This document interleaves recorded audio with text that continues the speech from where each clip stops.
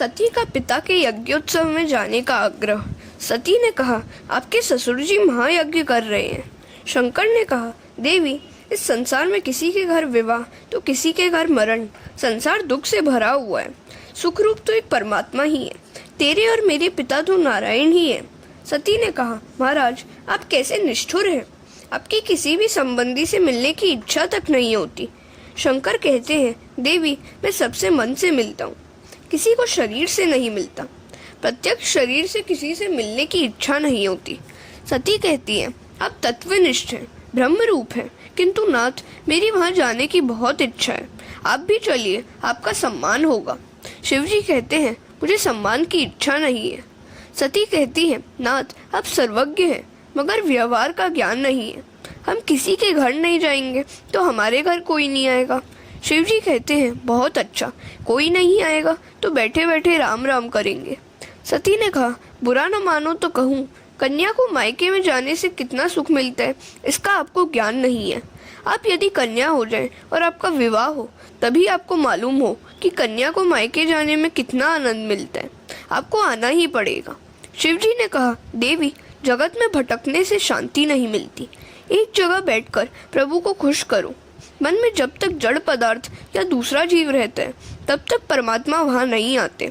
बहुत भटकने वालों का मन और बुद्धि बहुत भटकती है। सती अर्थात बुद्धि शंकर भगवान को छोड़कर जाती है तो बहुत भटकती है। शिवजी कहते हैं, तेरे पिता ने मेरा अपमान किया, वहाँ जाने में कोई भलाई नहीं है। सती ने कहा, नाथ, आपकी कुछ भूल हुई होगी। मेरे पिता मूर्ख नहीं है कि बिना कसूर आपको अपशब्द कहे। शिवजी कहते हैं, मैंने उनका कोई अपमान नहीं किया। शिवजी ने यज्ञ प्रसंग कह सुनाया। सती चरित्र में पितृस्नेह और पति निष्ठा की खींचतान है। सती कहती हैं, आपने मेरे पिता को क्यों मान नहीं दिया। शिवजी ने कहा, मैंने तेरे पिता को मन से मान दिया था। मैं कभी किसी का अपमान नहीं करता। सती ने कहा, यह तो वेदांत की परिभाषा लगती है। मेरे पिता के अंतर में बसे हुए वासुदेव की आपने वंदना की थी, यह मेरे पिता को कैसे मालूम होता। आप यह बात अब भूल जाए।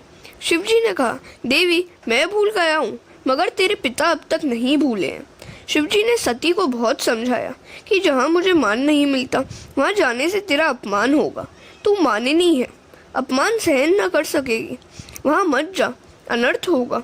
सती न मानी। उसने सोचा कि यज्ञ में नहीं जाऊंगी तो पति और पिता के बीच वैर बढ़ेगा। सबको यहाँ वैर की बात मालूम होगी। उसने सोचा कि मैं वहाँ जाकर पिताजी से कहूँगी कि मैं तो बिना आमंत्रण के ही आ गई हूँ, किंतु मेरे पति नहीं आएंगे, अतः भाई को उनको बुलाने के लिए भेज दो। पिता पति के बीच वैर उत्पन्न हो गया, उसे मैं शांत करूँगी। आज पति की आज्ञा के विरुद्ध पिता के घर जाऊँगी। सती ने घर छोड़ा। जिस दिन घर में झगड़ा हुआ हो, उस दिन घर छोड़ना नहीं चाहिए। जो घर छोड़ता है वह बाहर सुखी नहीं हो सकता। शिवजी ने सोचा, सती जा रही है तो अब वापस नहीं आएगी, जाने दो, किंतु वहाँ अकेली जाए यह ठीक नहीं है। शिवजी ने अपने गणों को आज्ञा दी कि तुम भी साथ जाओ। सुखदेव जी वर्णन करते हैं, राजन शिवगण आ गए। उन्होंने कहा, माँ, तुम चलकर जाओ, यह ठीक नहीं है। सती नंदीकेश्वर पर सवार हो गई। शिवजी ने सती की साड़ी आदि चीजें गठरी में बांध दी थी। यह शिव और सती का अंतिम मिलन था। शिवजी ने सोचा, सती की कोई चीज यहाँ रहेगी तो मेरे कृष्ण भजन में विक्षेप करेगी, मन में विकार उत्पन्न हो, ऐसा कोई चित्र घर में रखना नहीं चाहिए। वह चित्र मन में आएगा तो कृष्ण भजन में विघ्न करेगा। सती ने कहा, इन सब चीजों की क्या जरूरत है। शिवजी ने कहा, देवी, तुमको जरूरत पड़ेगी, सब साथ ले जाओ। सती को बहुत जल्दी जाना था, इसलिए व्यास जी ने रास्ते का वर्णन नहीं किया है। सती जी यज्ञ मंडप में पधारती हैं। वहाँ शंकर की अर्धांगिनी है।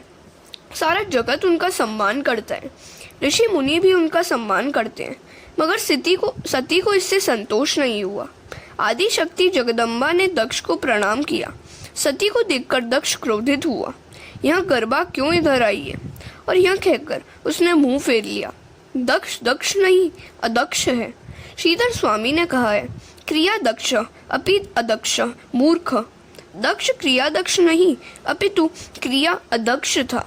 सती सोचती है, मेरे पिताजी मेरे सामने भी नहीं देखते, मेरी अब यहाँ रहने की इच्छा नहीं है। मैं घर जाऊंगी। शिव जी उदार हैं, वे मुझे स्वीकार करेंगे। माता सती यज्ञ मंडप में भ्रमण करती हैं। सब देवताओं की स्थापना की गई थी, केवल शिव जी की स्थापना नहीं थी। सती ने देखा कि यज्ञ में सब देवताओं को यज्ञ भोग दिया गया है, परंतु शिव जी को नहीं दिया गया। शिव जी के लिए आसन भी नहीं रखा। आज ईशान दिशा खाली थी। दक्ष प्रजापति ने सती का अपमान किया, पर वह सती ने सहन किया, परंतु सती से अपने पति का अपमान न सहा गया। सती को बहुत दुख हुआ। जगदम्बा क्रोधित हुई। सिर पर बंधी हुई फूलों की वेड़ी भी छूट गई। यह देखकर देवता माता जी का वंदन करने लगे और बोलने लगे, माता जी क्रोध न कीजिए। सती कहती है, आप घबराइए नहीं, अब मैं क्रोध अपने शरीर पर करूंगी। इस शरीर से मैंने पाप किया है, पति की आज्ञा का मैंने पालन नहीं किया। इस शरीर को अब मैं जला दूंगी। सभा में जगदम्बा ने 13 श्लोकों में भाषण दिया। अरे तेरे जैसा विषयी शिव तत्व को क्या जानेगा। जो शरीर को आत्मा मानता है वह शिव तत्व को क्या जाने। बड़े बड़े देवता शिव के चरणों का आश्रय लेते हैं। शिव कृपा के बिना कृष्ण भक्ति सफल नहीं होती। प्रवृत्ति निवृत्ति से परे होकर स्वरूप में मग्न रहने वाले शिव जी परब्रह्म परमात्मा है। मुझे दुख हो रहा है कि शिव निंदा करने वाले दक्ष की मैं पुत्री हूँ। हरे कृष्ण।